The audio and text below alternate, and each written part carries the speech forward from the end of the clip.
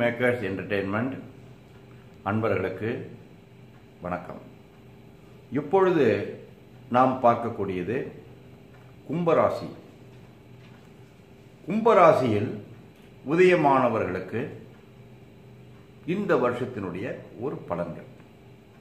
கும்பராசி பொறுத்தவரை 9 பாதங்களான அவிட்ட நட்சத்திரம் 3 மற்றும் 4ஆம் பாதங்கள், சதயம் 1, 2, 3, 4ஆம் பாதங்கள், பூரட்டாதி நட்சத்திரம் 1, 2, 3 பாதங்கள் ஆகியவை இதில் சேரும்.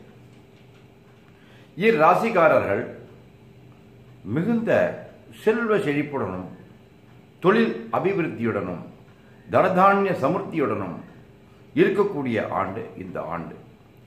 தொழில்துறையில் நன்றாக கவனம் செலுத்தி தொழிலை மேம்படுத்துவார்களேயானால் இந்த வருஷத்தில் அவர்களுக்கு மிகுந்த பலன் உள்ளது.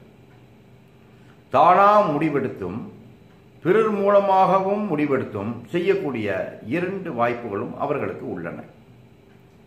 பொதுவாக இந்த ராசிக்காரர்கள் மனதிடத்துடனும் ஒரு அமைதியுடனும் எந்த தொழிலை செய்தாலும் தீர்க்கமாக செய்வதில் வல்லவர்கள்.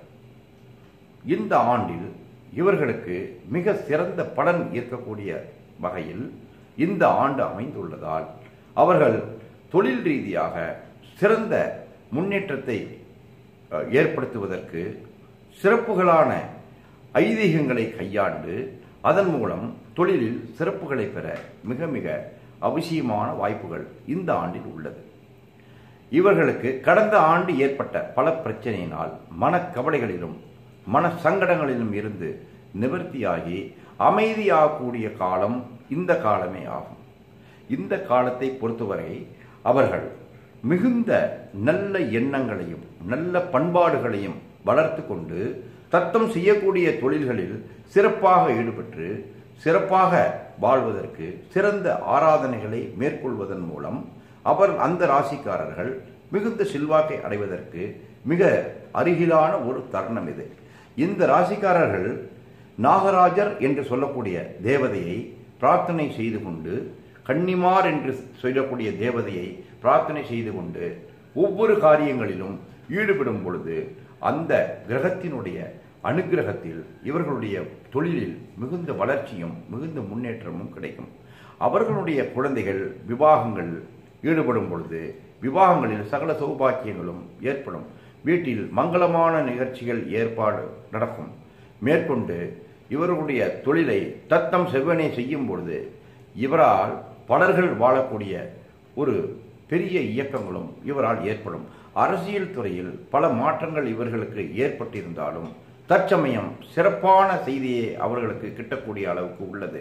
அரசியல் மாற்றத்தில் இவர்களுக்கு ஒரு நல்ல அபிமானங்களும் வெகுமதியும் கிடைக்கக்கூடிய ஒரு வாய்ப்புகள் உண்டு. அரசியல் சார்ந்தவர்களும் தனியார் துறையில் பங்காற்றுபவர்களுக்கும் இந்த வருஷம் சிறப்பான பலனையை கொடுக்கும். இவர்கள் பிரார்த்தனை செய்யக்கூடிய தெய்வம் நாகராஜர் என்று சொல்லக்கூடியது.